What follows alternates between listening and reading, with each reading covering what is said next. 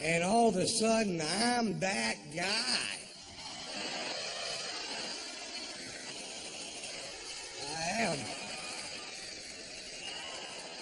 I am sitting on the toilet with a stream of water shooting up my ass, and it's amazing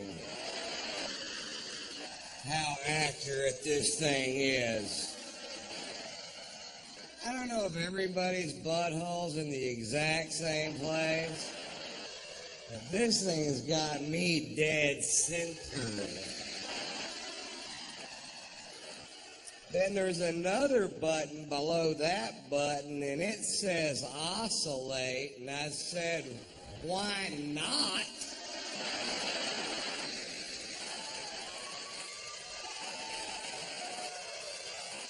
Now I have a rotating stream of water shooting up my ass.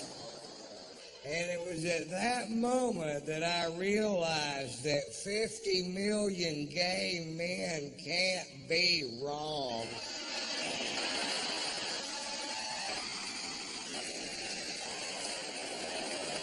I'm singing songs to this toilet. I'm in love. I honestly love you. My wife caught me spreading cake on my ass just so I could go wash it off. Is that cake? No. I gotta go to the bathroom. Don't wait up.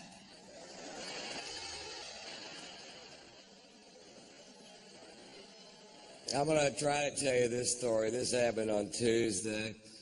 I'm going home from the PetSmart in the car with two dogs and the wife, and my wife says I'm going to stop at the bank, and I say shit or whatever I said. Because I don't go in the bank. Everybody knows that. I stay in the car with the dogs, and she says I'll be, 5 minutes, but there's absolutely no such thing as 5 minutes with this woman. And she goes in, and I know the dogs need to pee. And at our bank, there's one piece of manicured lawn that has two signs that both say, no dogs. So I took my dogs over there. This guy comes waddling out of the bank with a big scowl on his face, and he goes, the sign says no dogs. I said, the sign's wrong.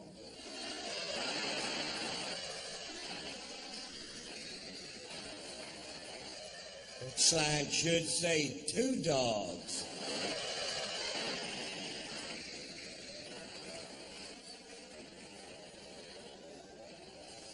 I saw a commercial the other day, and I really don't understand the organization, and I really don't understand who they think they're ever going to help. And it was for a company called www.don'tshakeababy.com. Now, I'm not going to get up here and take a big pro-baby shaking stance, so you can go ahead and relax, Seattle. But I don't know who they're supposed to help, because if you're such an inbred meth head shithook that you would consider shaking a baby, the only thing that's going to help you is a beheading. No.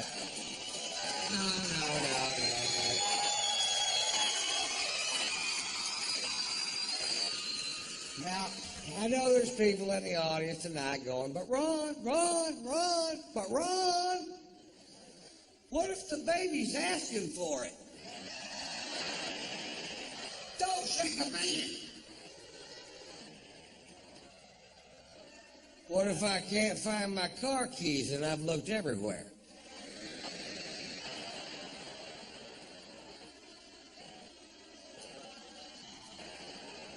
Yeah, even then.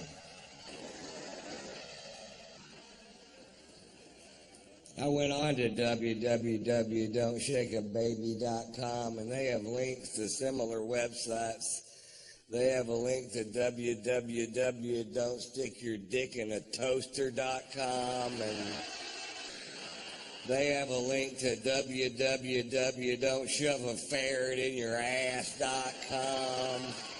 And there's a lot of reasons why you don't want a ferret in your ass, because they're not like gerbils. They've got fangs and claws and a lot of shit you don't need in your ass, man. I got a ferret in my ass right now. I was at the hotel on the toilet a while ago, and he popped his head out of my butt, started washing his face in that little oscillating stream of water.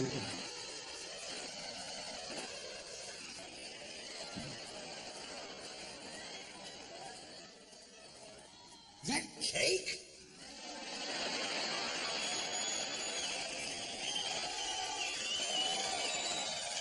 No! Certainly not cake. I got a little trouble. Did you guys hear anything about that? I'll tell you what happened. I had 2 sold-out shows in Fort Pierce, Florida, and we were going to land in Vero Beach, Florida, and I have an airplane that you guys bought me. Thank you. It's nice. It is really cool. We land at Vero Beach, and when we land, I look out the window, and there's 3 cops standing there, and which is no big deal to me because cops love me, and so do firemen. And a lot of times, I'll get a police escort from the airport to the venue, and this wasn't one of those times.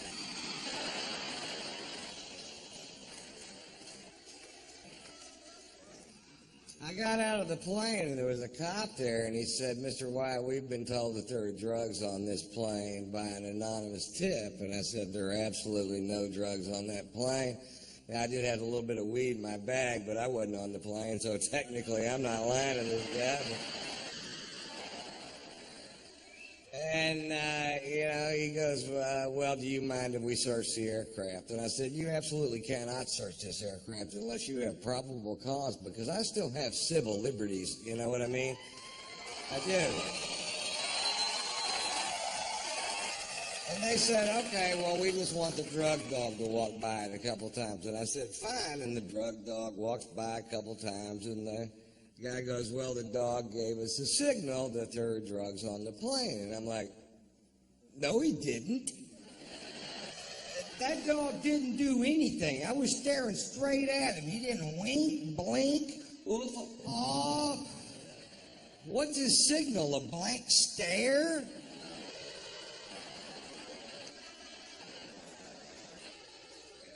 That's all he did. Because the dog says there's drugs on the plane. I'm like, "Well, I said there wasn't drugs on the plane. Who are you going to believe, me or the..." Fuck, never mind, you know?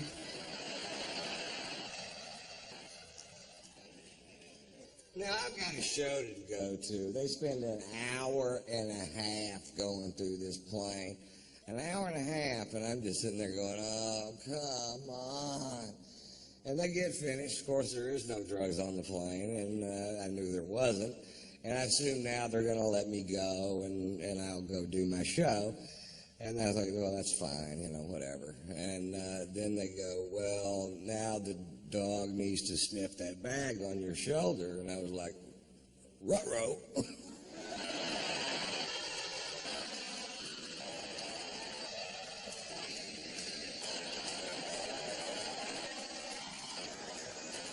They found 7/8 of a gram of marijuana in my bag. Now, when I have 7/8 of a gram of marijuana, I consider myself to be out of marijuana. That is no weed. And it's medical marijuana. It was prescribed to me by a doctor in California where I live. And I told the cop that, and he said, well, what did you tell the doctor to get a prescription for marijuana? And I said, well, the doctor said, do you have any symptoms that marijuana helps alleviate? And I said, well, I get bummed when I run out of weed. Marijuana cures that. They handcuffed me and put me in the back of a cop car and took me to jail. Now, I'm not whining about that. I broke the law. That's fine. But fuck, this is Florida. These cops drove by 3 meth labs and a dead hooker just to get there.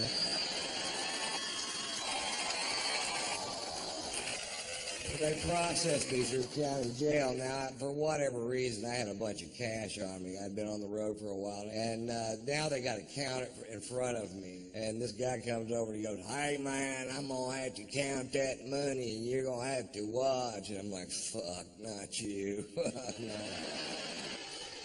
This money's in banded $5,000 stacks, and he picks one of them up, and he goes, 1 Mississippi, 2... He didn't really say Mississippi, but he fucking could have.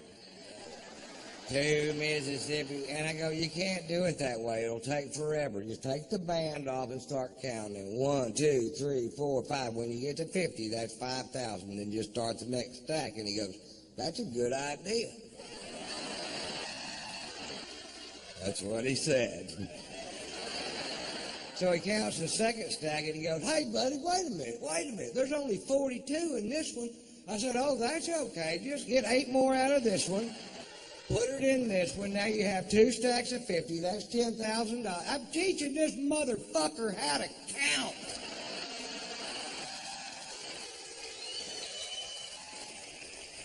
I was in jail for an hour and a half, and I don't know how word gets out so fast, but when I walk out of the jail, there's a big truckload of kids, and they have these signs that say, free tater.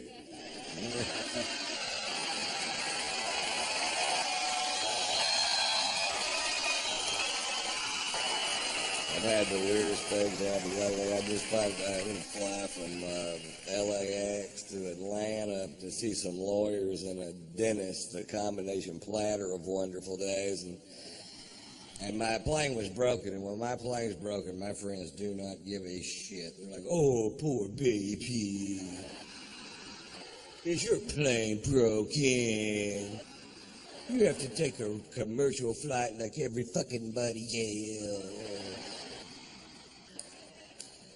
But it's not like it used to be, or either that or I'm losing touch, you know, because I'm standing in line, I got a first-class ticket, and I get up to the front of the line, and there isn't anybody there. It's just a kiosk with a computer terminal, and I'm not good at computers, and I don't want to touch this thing because it's got grease and dirt, and what I can only pray to Jesus is meringue.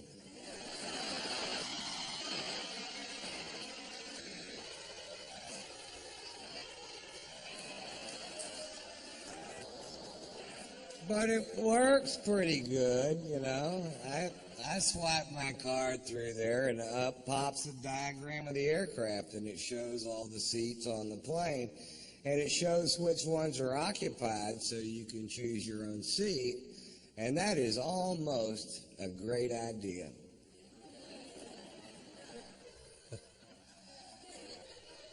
What would make that a great idea is if there was a photograph of the person sitting in that chair.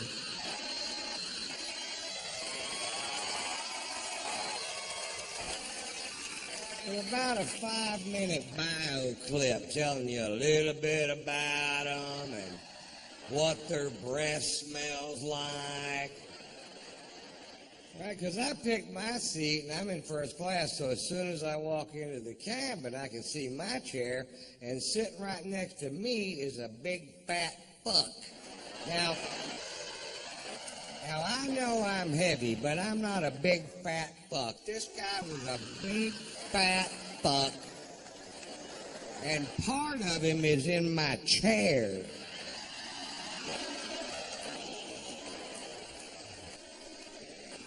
And I don't know if it's part of them I can sit on.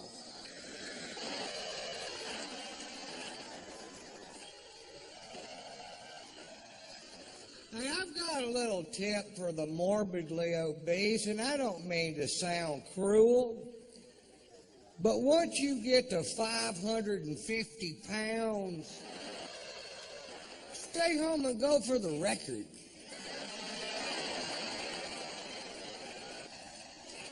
I'll sponsor you. Write tatersalad.com on your gut, and I'll send peaches over there. Peaches? Why wouldn't I send pizzas? I'll send peaches in a salad. But where would be the comedy, Mr. White?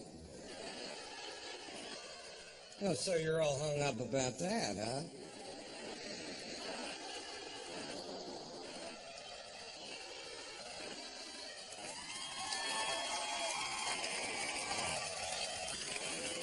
Okay, I'm just going to try to do that line right, just in case we decide to do it that way. I'll send pizzas over there.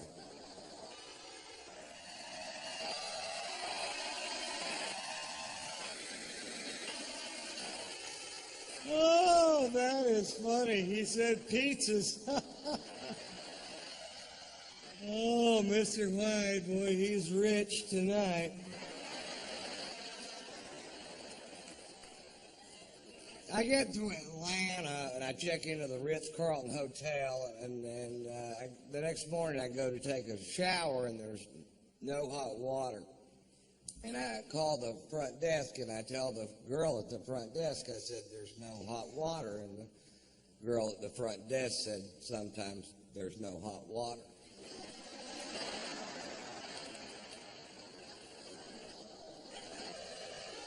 Didn't I just tell you that? I said, I stayed in $20 a night motels. The water was so hot you could cook your nuts with it.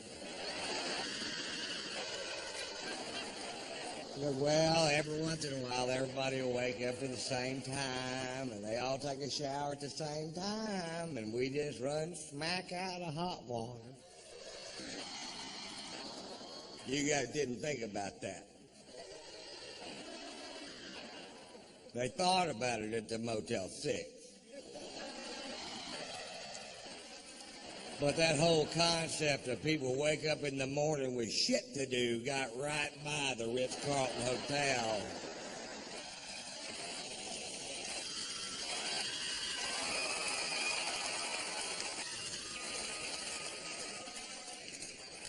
So I take a nice cold shower. Then I got to go meet with these lawyers. Now, I hate lawyers. I just can't stand them, and I hate them worse than you do, no matter how much. Have you ever seen a video of that guy shooting his lawyer, and his lawyer's trying to hide behind that little tree, and he just keeps shooting? That's the funniest fucking thing I've ever seen in my goddamn life. I've got that on my video iPod, and if I just need a chuckle sometime during the day, I just hit the play button. Play. Pow, pow, pow, pow. Play. Pow, pow, pow. Play. Pow. I do that till I come.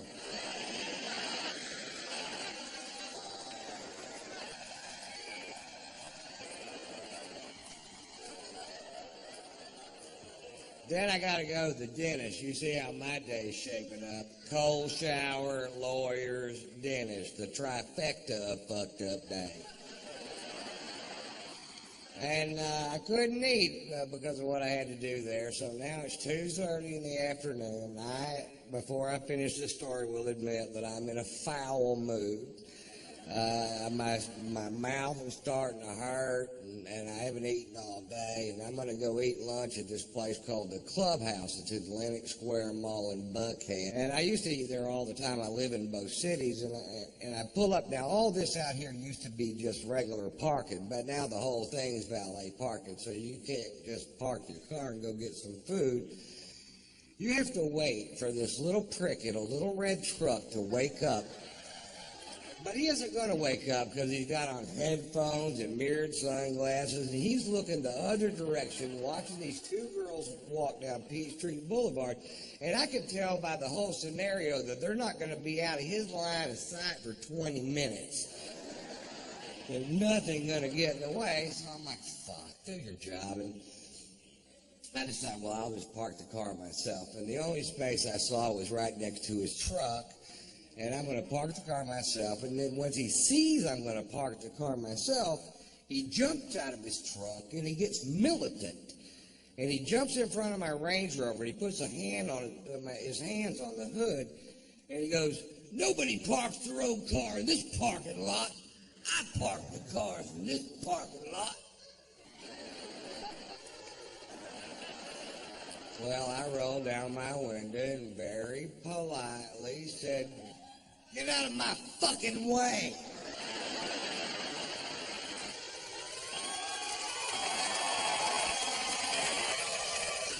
He goes, nobody talks to me like that. You can't park your car in this parking lot. And I said, fuck you. He goes, I'm calling the police. What's your first and last name? I said, it's fuck you. It's F-U-C-K, capital Y-O-U. Fuck you. That's my name. He gets on his radio and calls the Dalai Lama of all parking lot attendants, who comes squealing up in his little red truck. Apparently they give them to him. He hops out of the truck like he's going to do something. He immediately recognizes me, and you see this big, oh, shit, wash over his face. He literally shoves this kid out of the way and starts apologizing. He said, Mr. White, I am sorry. I said, listen, this kid's not doing his job. He's an insolent little piece of shit, and he needs to have his ass reamed. He goes, Mr. White, he's going to have his ass reamed by me and my boss and my boss's boss. And I was like, well, I had no idea the chain of command went that deep in the parking lot.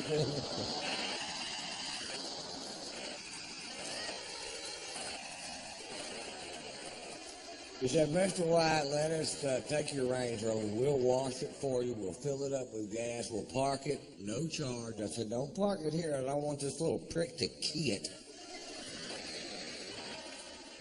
He said, we'll park it on the other side. And I said, fine. So I go have a nice lunch and take more pain pills.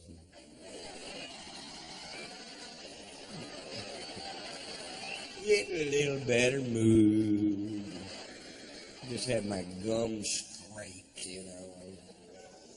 So I walk outside and my Range Rover is shining like a new penny, and I hop in and I fire it up and it's full of gas. And I could have left.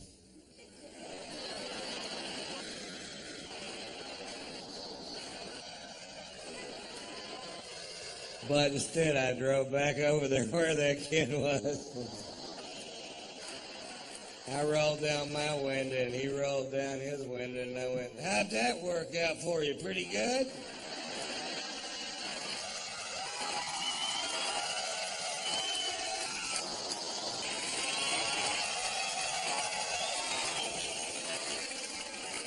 And here's the moral of that story. Don't fuck with me when I hadn't been drinking.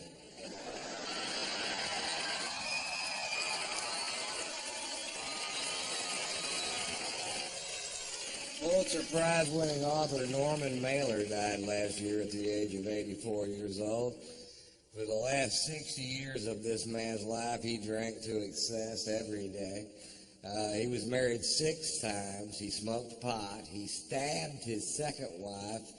And I've never read one of his books, but I got to tell you, I'm a huge fan.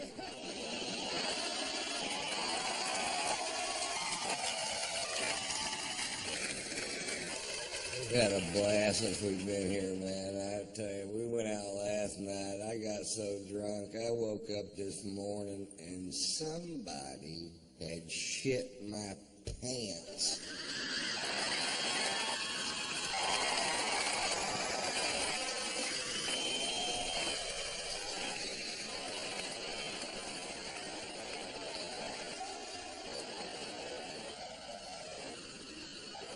I don't know who it was, but I know he eats corn.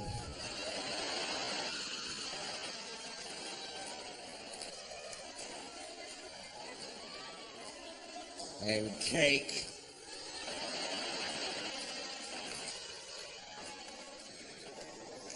Corn cakes, I think is what he was doing.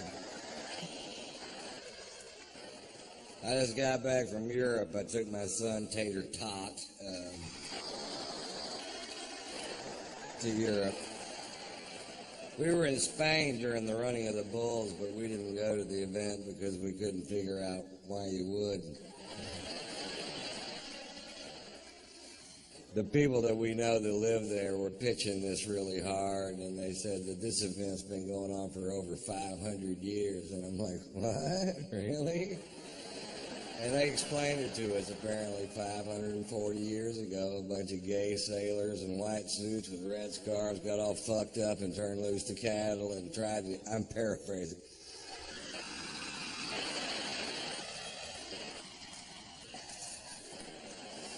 they got all fucked up, tried to get out of the way and couldn't, and it ended up, the town was such a borehole that compared to everything else that was going on there, this seemed like fun, and they kept doing it for 540 years, and I still don't want to go. And this year, 2 people died, and they said it was a huge tragedy. But I think before you call something a huge tragedy, I think you need to first determine exactly which 2 people died. Maybe it was 2 people we didn't need. They weren't very bright, I can tell you that for sure.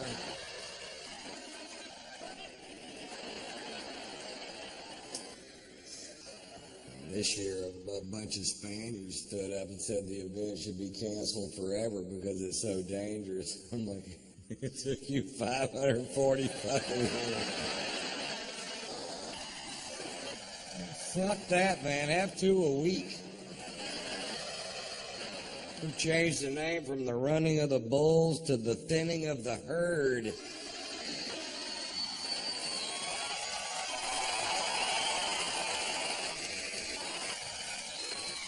We'll have the final event at Talladega, call it the dodging of the NASCARs. You ready? Go. They're quick, aren't they? You might want to turn your wipers on, Dale.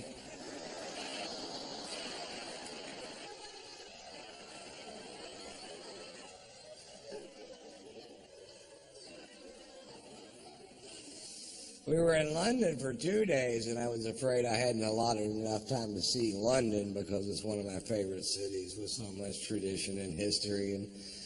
And we were going to get a cabbie to take us around and show us the sights, and I thought I probably should have allotted more time.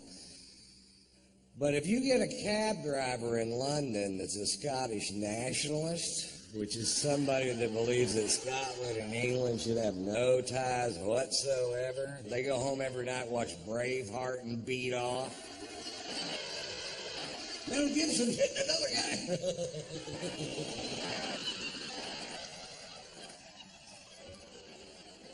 If you get a Scottish nationalist for a cab driver in London, you can see that city in about 10 minutes.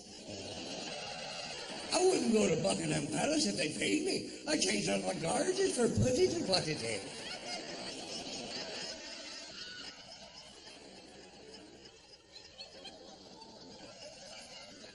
What?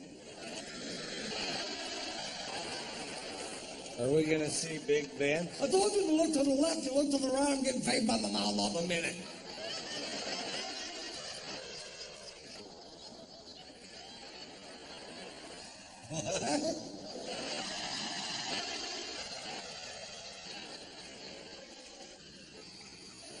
Whatever, dude. What's this building? It's your fucking hotel. Get out. Well, what are we going to do with the other day and 3/4? Because the food's awful. It is awful, too. They took us to a place called the Fox and the Hound, and I'm pretty sure that's what we were eating. I don't know which one they were serving that night, but I can tell you this, it needed ketchup.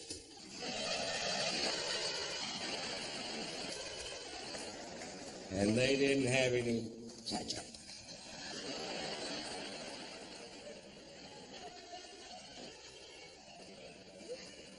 I wanted to take my son to see St. Paul's Cathedral, the second largest cathedral in the world, and it was closed because the next day was the Queen's birthday. I'm like, well, this is a church. Jesus doesn't take a day off because this woman aged.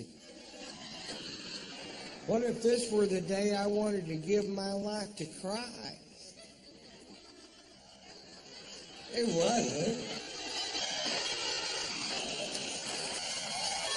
Well, what would have been? I'd have been screwed, that's what.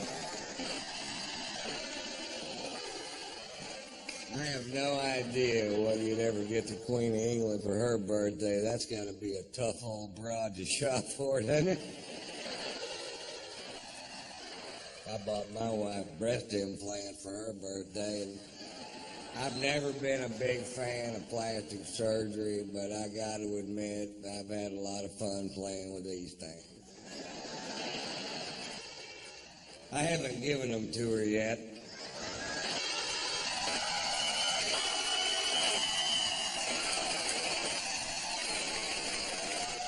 I just keep on my tour bus and just rub them in my face.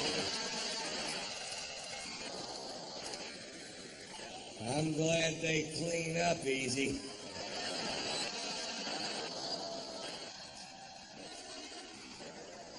What?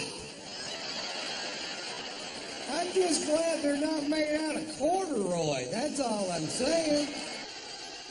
I'd have to have them Scotch guarded.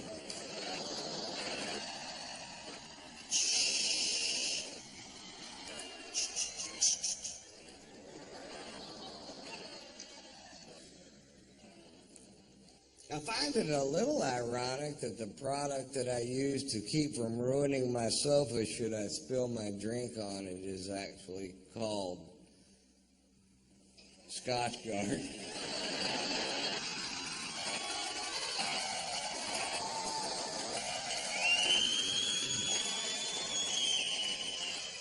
Sometimes things just work out perfect. Yeah, I'm looking for a product that'll protect my sofa should I spill my scotch on it. What do you have?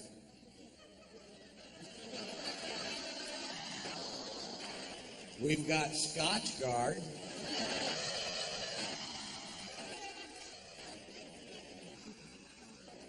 Yeah, let's go with that.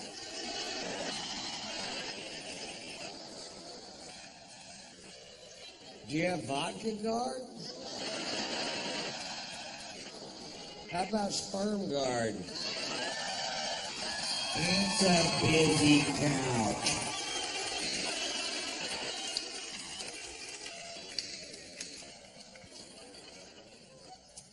I found out when I got back from Europe that I was being sued by a paper plant. That's what the lawyers are for.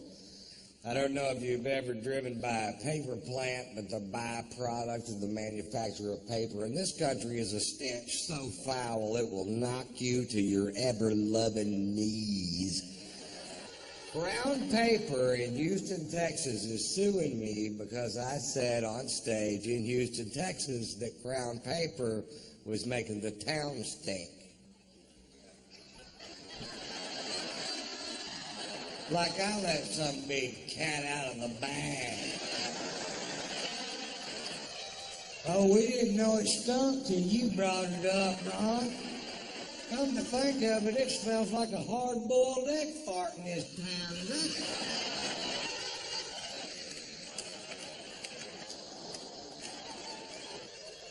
Is that somehow your fault, Mr. White?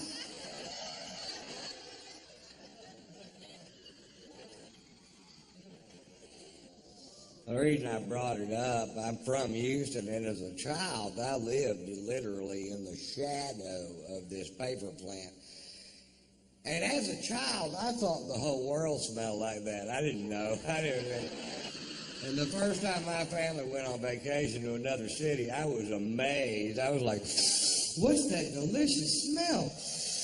Oh, God, that smells like heaven and flowers mixed together. What is it? That's a sewer treatment facility. That's fetid shit. You should bottle that, send it to Houston. People can rub a little under their nose, walk right by that paper plant without throwing up their fucking lunch. And we found a new use for fetid shit. I think we all win.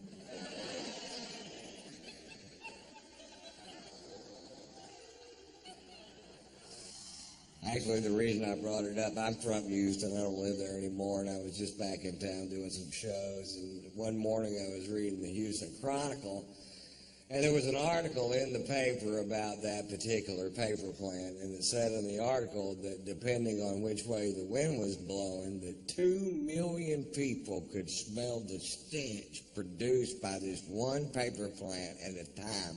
That is a big odor. If it was music and 2 million people could hear it, they'd make them turn it the fuck off.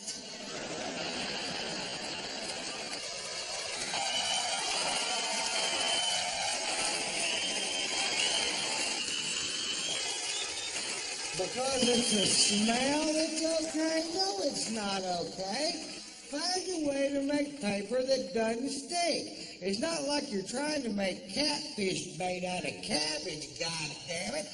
You're making paper out of wood. Paper doesn't stink. Wood doesn't stink. You're doing something to make it stink. Fucking quit.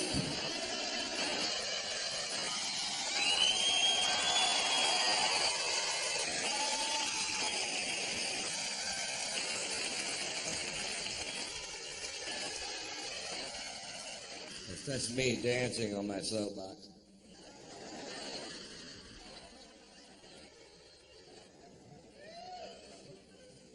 I love this country. I consider myself a patriot. I met my first wife during the Vietnam War. She was from this quaint little village outside of Phnom Penh.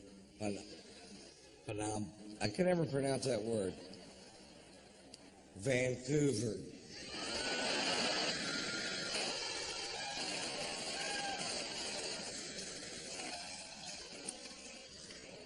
It's not true. Funny, but it isn't true. I love this country. I do what I can to support our troops no matter what they've been asked to do. I don't have to agree in advance with the mission to support the young men and women who do my bidding.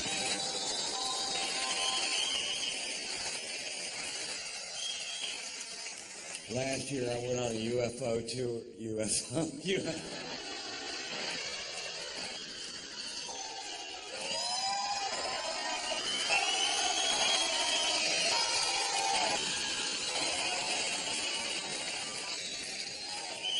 That's good, Ron.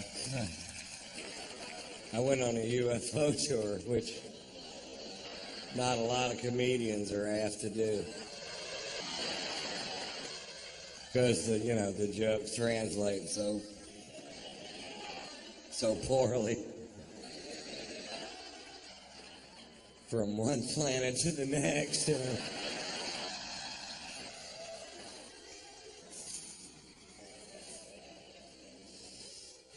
These are legal aliens.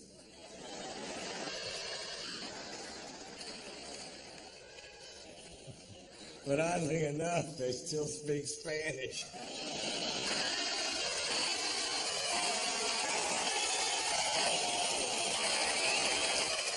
I went on a USO tour, and I'll tell you the difference. Earthlings. I was in Germany for 10 days doing shows for troops going into and coming out of Iraq and Afghanistan, and they asked me to go to Iraq, and I was like, fuck you. I'm not going to that shithole. I'm 50 and fat. I'll get shot. I couldn't dodge a goddamn donut if you threw it at me.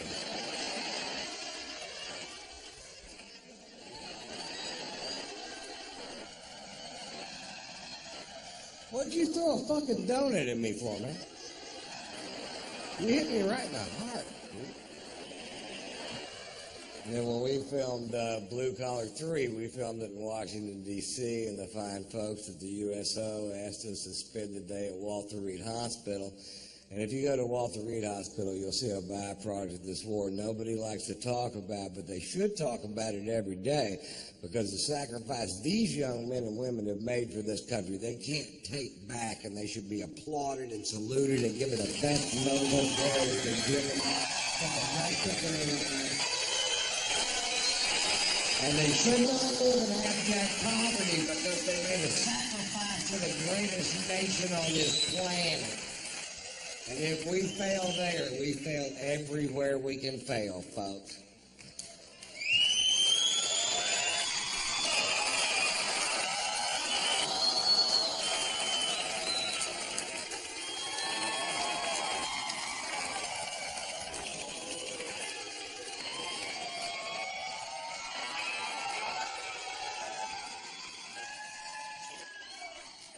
To the troops, guys. Cheers.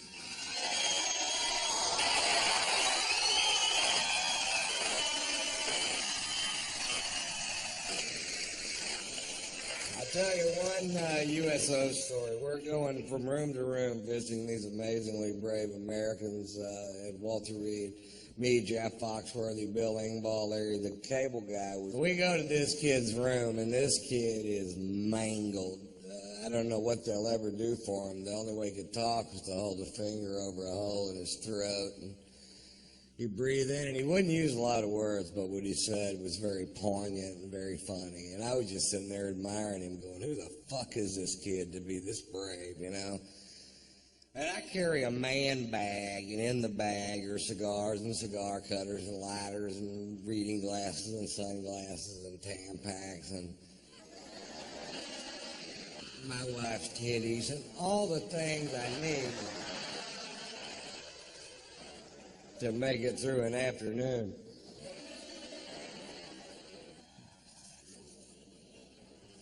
We're about to leave this kid's room, and Foxworthy goes, you know, you're the only person today that didn't make fun of Ron's purse. And this kid goes,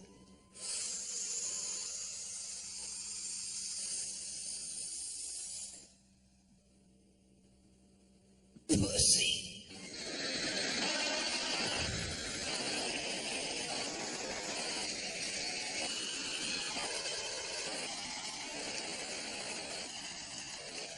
That's the only time I've ever seen Foxworthy snot.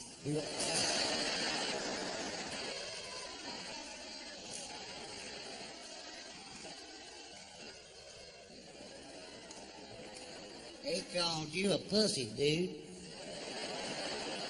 Or however he talks.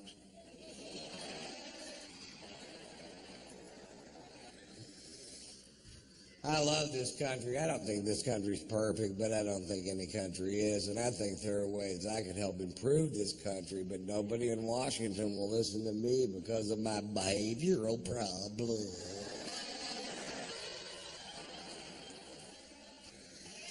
There are three ways I think I could improve this country. I could improve the heightened state of awareness system in this country. I could help fund the war in Iraq, and there's an immigration problem. They want to build a wall all the way from the Gulf of Mexico to the Pacific Ocean, to a specific ocean, which they've already chosen.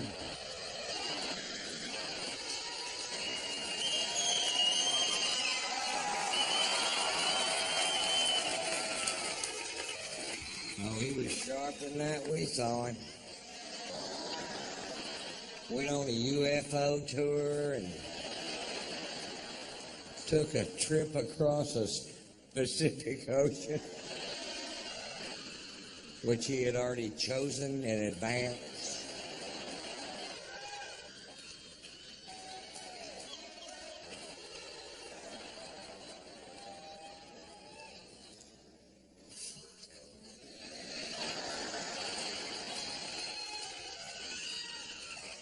Folks, I believe in my heart that the Department of Homeland Security's color-coded heightened state of awareness system might be the most useless thing ever shoved down the throats of the American people. In all my travels, I've yet to meet one person that knows what to do different if the heightened state of awareness is yellow or orange or yellow. Nothing ever happens anyway. I haven't met one person that knows that there are 5 heightened states of awareness in this country. Did you know that, sir? Fuck no, you didn't.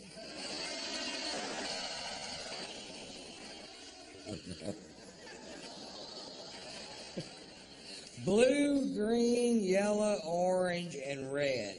Apparently, when the heightened state of awareness is blue, you don't even need sunscreen.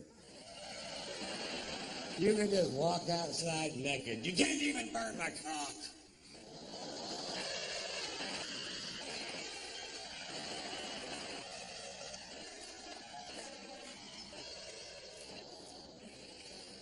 I'm not sure why the Scottish guy said that.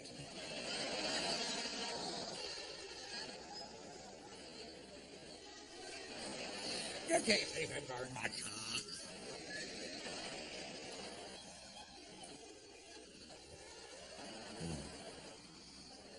The biggest problem I have with the heightened state of awareness system in this country is that it makes no sense. The second biggest problem I have with it is that it scares my mother. Thanks. The last time the heightened state of awareness switched from yellow to orange, my mother called me, and my mother is very rural. As am I. And mother called me and she goes, the heightened state of awareness just switched to orange. I said, I know, Mother, I was watching television. She goes, I don't know what to do. I said, Mother, nobody knows what to do. They didn't even print a flyer with this program. But since we were attacked on 9/11, Mama, we've all been in a general heightened state of awareness. She goes, I don't know what that means. I said, well, Mom, if you're getting on an airplane and the person in front of you has 7 H's in their name and a basket of fucking cobras.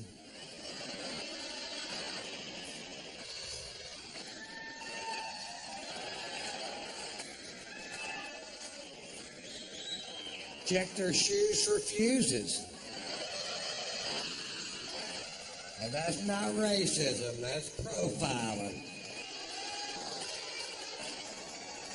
And you have to do some profiling. You can't frisk 10 grandmothers just so you can pretend that that guy doesn't look suspicious. Bullshit. Go frisk his ass, but he gets all pissed off, goes, sorry. And if he's still pissed off after that, go, hey, you wore the turban to the fucking airport, buddy. Yep. Buy a John Deere cap for travel days. Fuck, I don't know.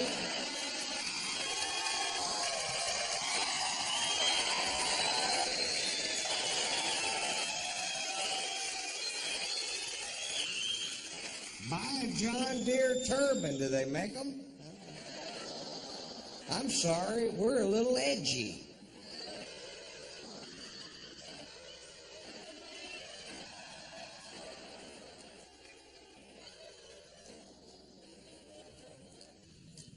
If I were in charge of the Department of Homeland Security, we'd have a heightened state of awareness system in this country, that's for sure, but we'd have one that made sense and one that the fine citizens of this country understood. And we would have two heightened states of awareness. Go find a helmet, put on the fucking helmet.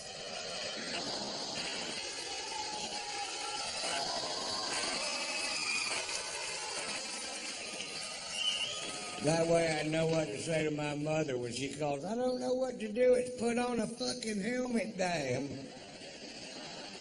Put on a fucking helmet, Mom.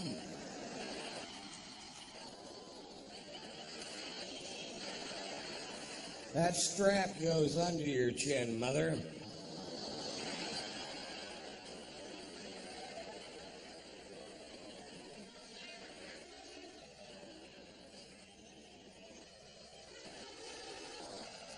When Mother has her helmet on, she forgets her neck works.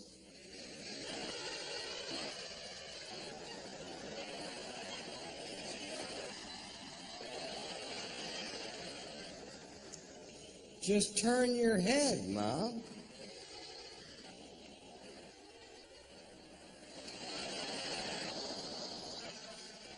You're getting it.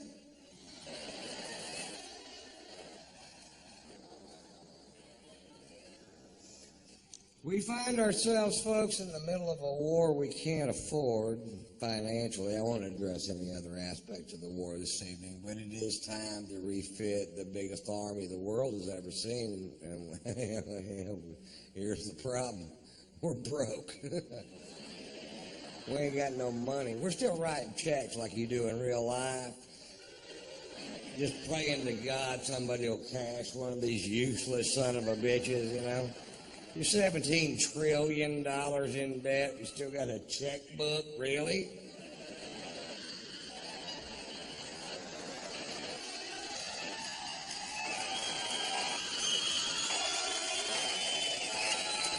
Seems like somebody eventually is going to take that checkbook away, you know? And you know what? China's cashing our checks, and that's not a good plan for this country, mark my word. And they can't figure out a way to fund this war. And I came up with a great idea that nobody will listen to. Well, you're about to because of your proximity to the speaker system. I was just down in Cocoa Beach, Florida, and just south of Cocoa Beach, Florida, is a huge Air Force base that takes up 115,000 acres of oceanfront property. They have military housing on the beach. Major Nelson didn't have oceanfront property, and he was an astronaut with a motherfucking genie.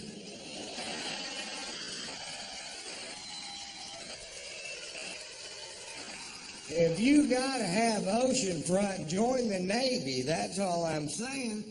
And back that base up 15 miles and let us sell this asset to help pay for this war effort. We can sell it to Israel. They've got a lot of cash. They need a place to stay. That shit ain't working out for them over there.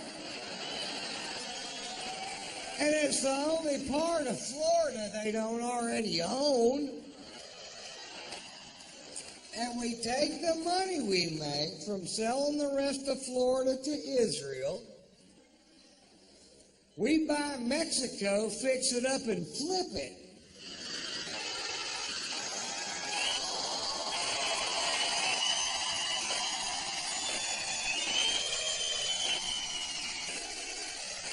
Now, we'll have to send down some painters and landscapers because they're all up here.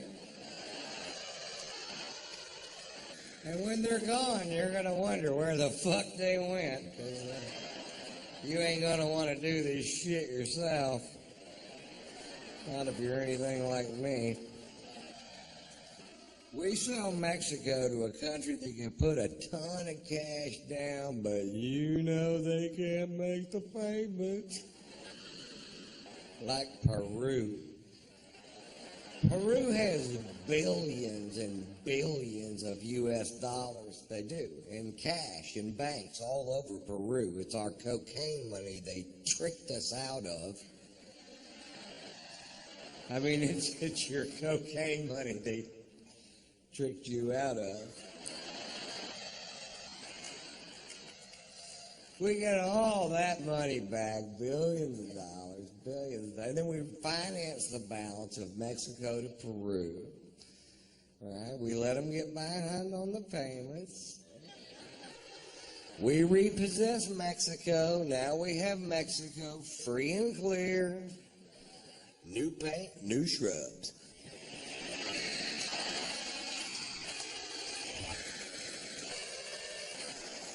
And with all that cocaine money, we start buying countries south of Mexico. We buy them all. We buy Belize, Honduras, Nicaragua, El Salvador, Costa Rica. And every time you buy one of those countries, that long-ass wall this country needs to build gets a little fucking shorter, doesn't it?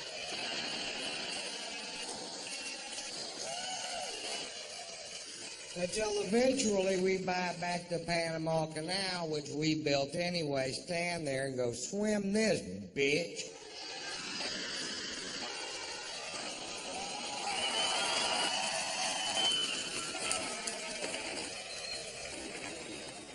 So my tour, that's what I do.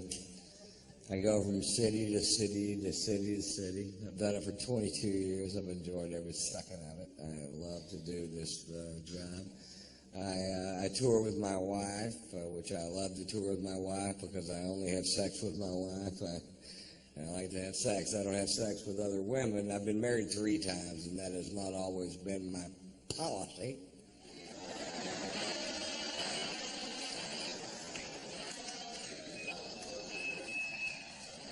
But I'm 51 years old, and I said if I got married again, I'd quit all the running around. And to tell you the truth, I find a lot of comfort in having one sex partner because she knows what I like, and I know what she won't do.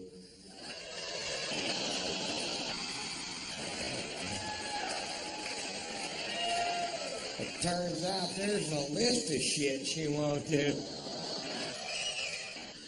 And the first thing on the list is talk about the list.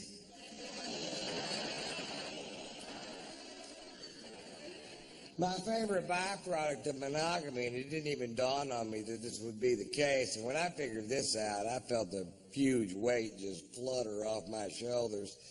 And a lot of you guys might not realize this, so this could be a big night in your life because I'm about to impart to you the most important thing I've ever learned. So, guys, I want you to open up your senses and really take this in. Don't waste this moment, because here it comes. Ready? Here it comes. Guys, if you only fuck your wife, you can't get caught. Feel it? Feel it? Nobody gives a rat's ass. Nobody's ever gonna kick in a bedroom door. You motherfucker, is that your old lady?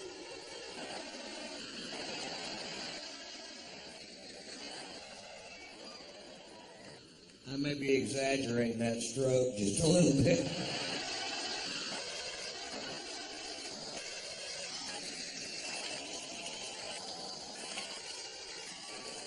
But still a ferocious piece of ass, although easily winded.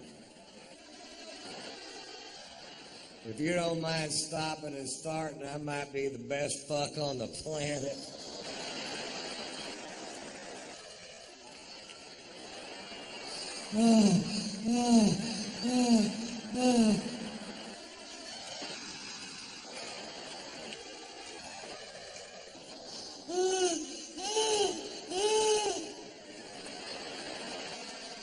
That's the way I roll, ladies.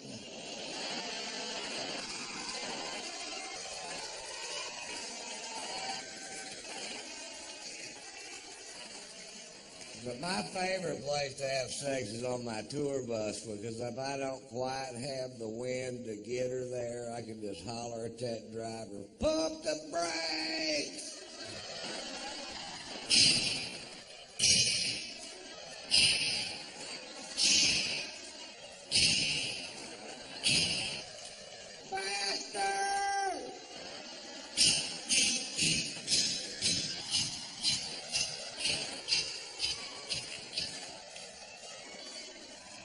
Thanks, Pat. Boy, that Pat can fuck, Kenny.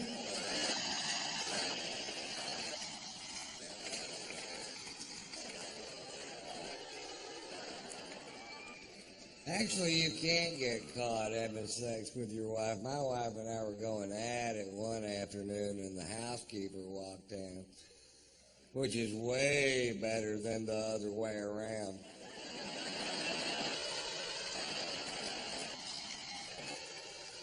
It happens the other way around. You end up saying things like, I'll pack my shit as soon as it quits burning.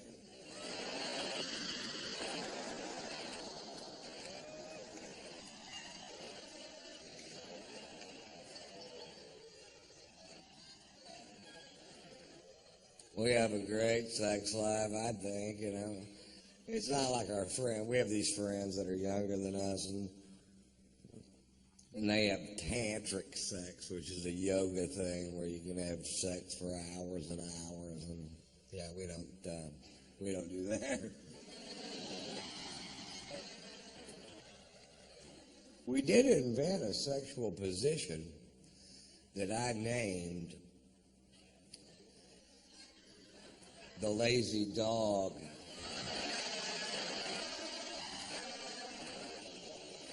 And I'll teach you how to do the lazy dog. What you do is you get in bed there and you get in the doggy style position. And then both of you at the same time, and that's the important part, fall over. Now you're doing the lazy dog.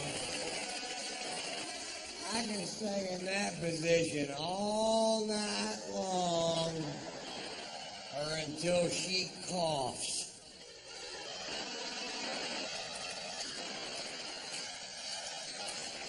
Once she coughs me out, I'm out for the night. There's no more lazy dog that night. She sneezed me out one time, and my own dick hit one of my own nuts and hurt it. And now I have difficulty interpreting her sexual noises. She'll be, I don't know if she's about to come or sneeze, which makes me a nervous lover, which causes premature ejaculation.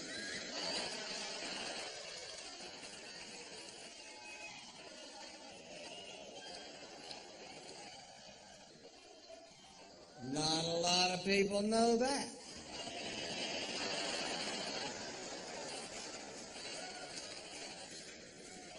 And not a lot of people know this. It was actually Richard Milhouse Nixon in his 1968 inaugural address who first said, "Shake for me, girl.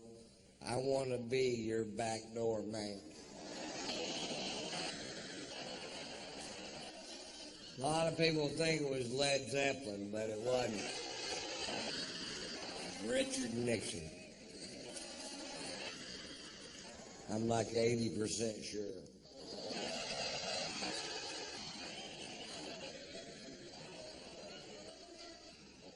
I'm like 70% sure. 50.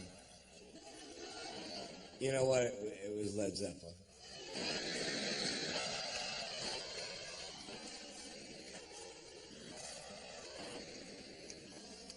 You know what somebody called me today?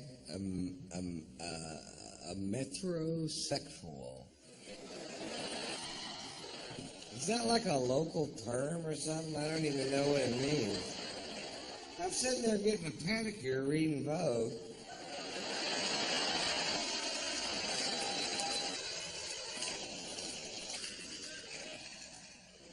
My wife got me a certificate to get a pedicure because she thinks my feet are nasty.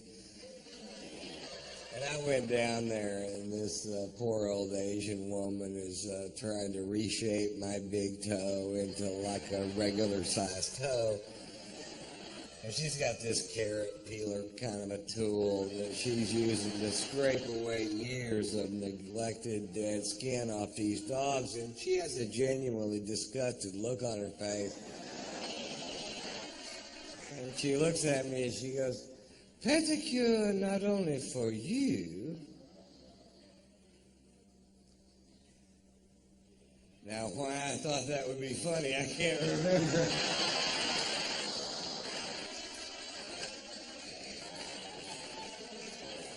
Maybe I did it wrong. Pedicure not only for you. Nope.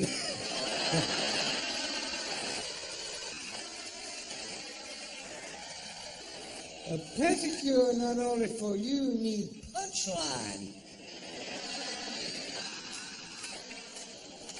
Make a mental note. Joke not finished.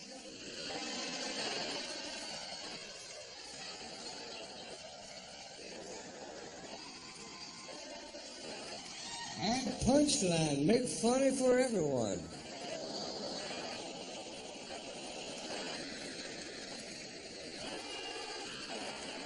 Mama the one got me drinking scotch. Mama loves to drink. She loves her scotch, man. Mama loves all things scotch. She likes Highland scotch, Lowland scotch, single malt scotch, blended scotch. She likes to fucking tape.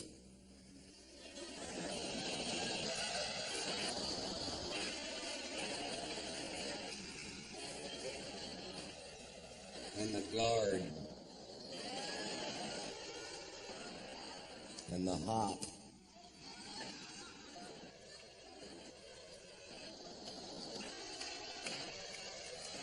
And the butter.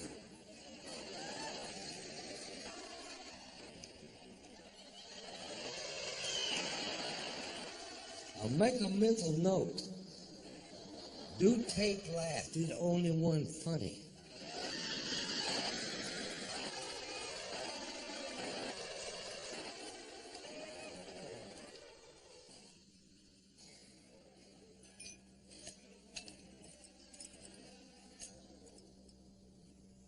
I'll tell you a story. It's funny.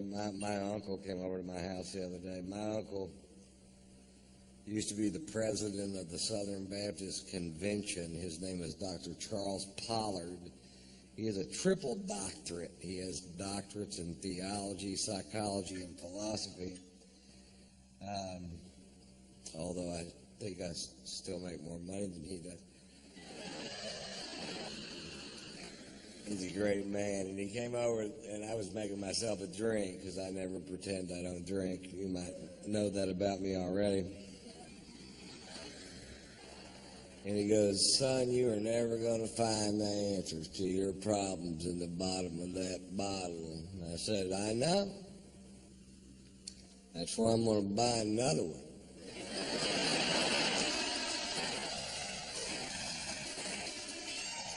I knew that son of a bitch was a dud the minute I laid eyes on her. Look at that no-answer piece of shit. Take me to the liquor store. I've got some questions.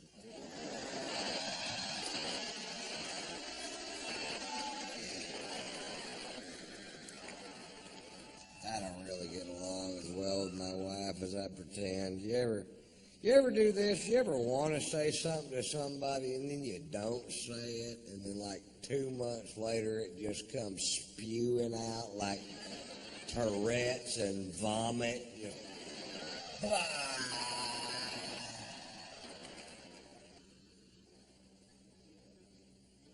First time I met my wife's sister was at her mother's 75th birthday. They live up in Connecticut, and we took the plane up, and they're very wealthy, and there's a big party of 150 people at this huge house, and we're at a round table of about 15 people down front. And her sister is a published chef, and she owns a restaurant in Connecticut, and she owns a cooking school in France, and she's married to a guy from France. And she's a snob, but they're all snobs, so I figured, fuck, she'll be a snob probably. She's a big old snob, too, big old round and big old gal, big old taste everything that comes out of the kitchen kind of a snob, kind of a big old round and big old gal, big and whoop-a, whoop-a. Almost a stay home and go for the records kind of a snob.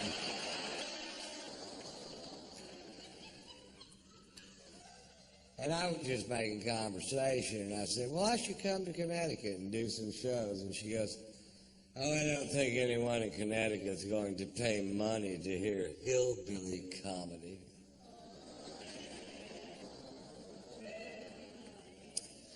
Well, I was raised in the South, and I'm at my wife's mother's birthday party, and I'm not going to ruin this woman's day because I can't hold my tongue and I don't say a word, which I shouldn't, and I don't. A couple months, I'm in a restaurant with my wife having dinner, and she's in a foul, foul mood, and she goes, you know, there are some things about your family that I just can't stand. And I go, your sister's a big fat cunt.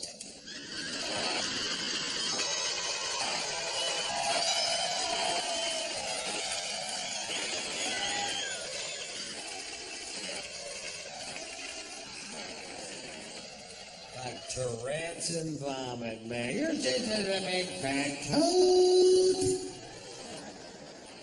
And I'm not sure exactly how loud I said it,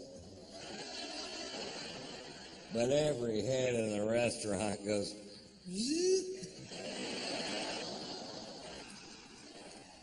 And the waiter brought the bread.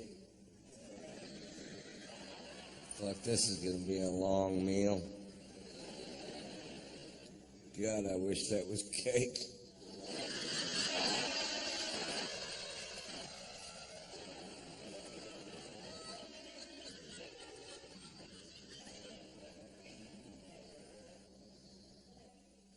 My wife and I think different things are funny. That story being a perfect example.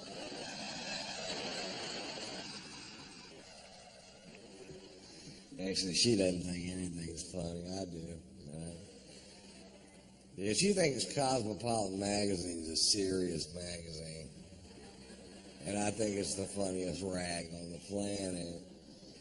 And that's an impasse. The other day, there was a copy of Cosmo sitting on the table, and I was reading the cover stories on the front of it, and I was just laughing. And she walks by, and she goes, what's so funny? Like I did something wrong, you know? And I said, I was just reading the stories on the front of this magazine. I thought they were funny. I thought they might fit in my show. And she reads them, and she goes, that's not funny. How would I know?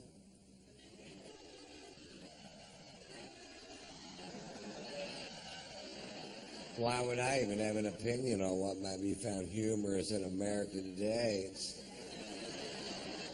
certainly not my line of work. I sell shrimp out of a van.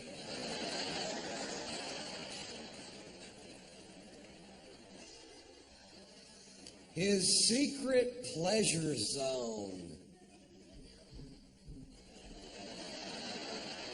It's not a secret.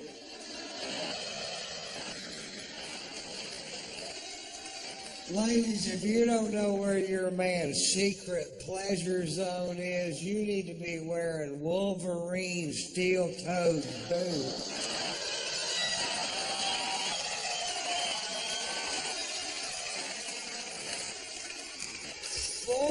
Girly moves that drive him crazy. Touch his pleasure zone.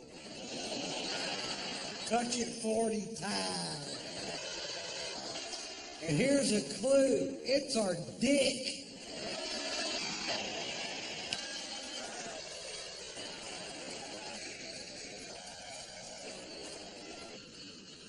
I picked this magazine up and I start thumbing through it, and I found an article on how to get your man aroused. And it was funny. It was written by a doctor, so some of you will learn a new word here. I know I did. It said, flick his frenulum. And then in parentheses it says, the small nodule of skin beneath the head of the penis with the flat part of your tongue.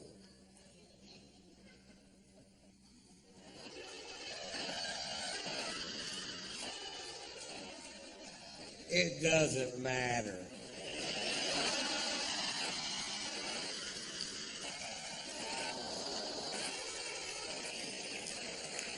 What part of the tongue you flick his frenulum with? It doesn't even have to be his frenulum. Put your tongue on his dick and see if things don't just work out great for the two of them.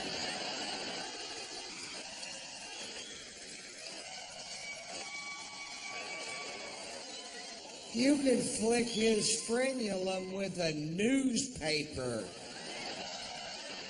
and it would probably work.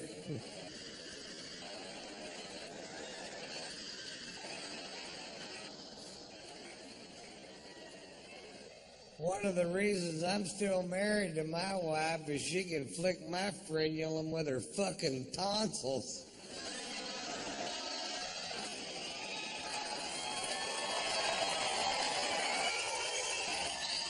And that's what I'm looking for in a frenulum flickin'.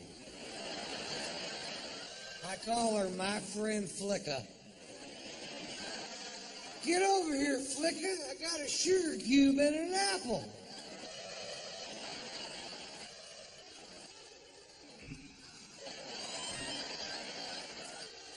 You want them both, girl?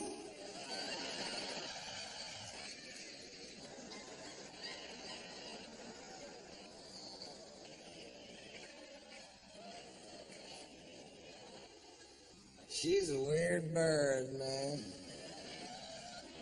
And she can't go to sleep at night unless every single thing in this gigantic house is in the exact spot she meant for it to be. Now, before I married her, she told me she was anal, and I was like, great.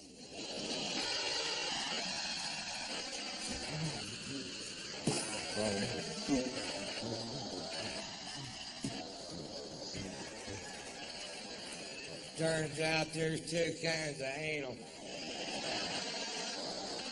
And she's the wrong one.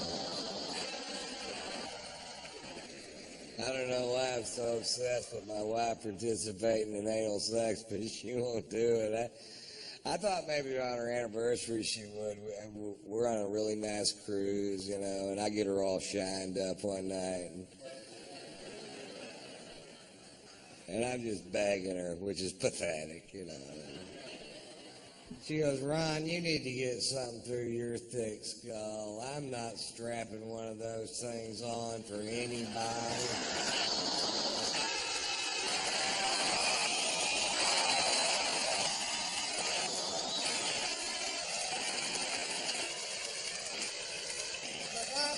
The best one they make, the Brokeback 2000,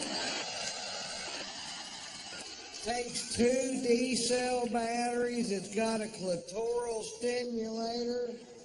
I don't know why I got that. I figured fucking bound to hit something. Maybe it'll flick my frenulum on the way in. Fuck it up. My wife got one of her nipples pierced the other day. A lot of people are into that. I'm not. She just did it anyway. Whatever. I was talking to a girl the other day that had her tongue pierced twice and had a chain running between the two piercings. Well, I don't get it. I asked her why she did it, and she said it helps my boyfriend enjoy oral sex. And I'm like, no, it doesn't. Try flicking his frenulum with something. Get a feather duster. Belly button piercings, now that's fine. Gotta be on the right girl, though. That tan girl at the park with the low-slung faded jeans and the little pink half shirt and a little silver hoop. Sexy. But have you seen these women that pierce their fat roll? Now, I'm not being an ass. I've got a huge gut, too, but you're never going to see me at the mall in a tube top with like a horseshoe poking through there.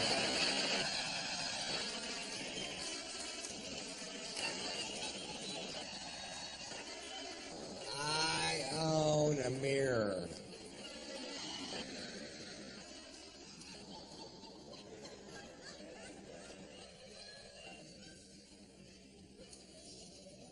My wife got one of her nipples pierced. Didn't ask me anything about it either. I just came home from the road one day and she opened up her robe and there it was. And I was like, she goes, what's the matter? Don't you think it looks sexy? I said, it looks like the plug in my grandmother's bathtub.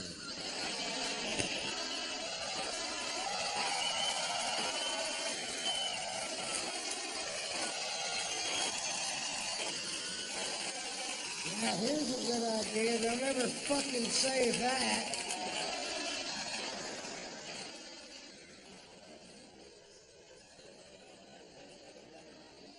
My friend got his cock pierced, and he said when he takes the piercing out and gets a blowjob, it whistles.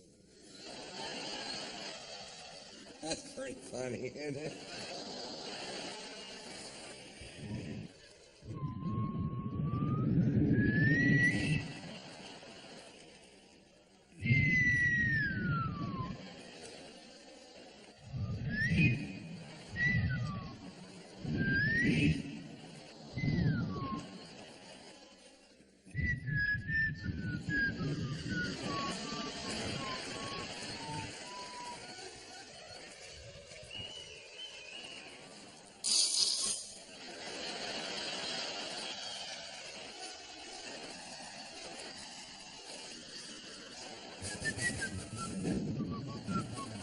She was a good sport. That wasn't an impression of my wife, but there would have been a big sound right there. I told you not to come in my mouth. Quit sucking sooner.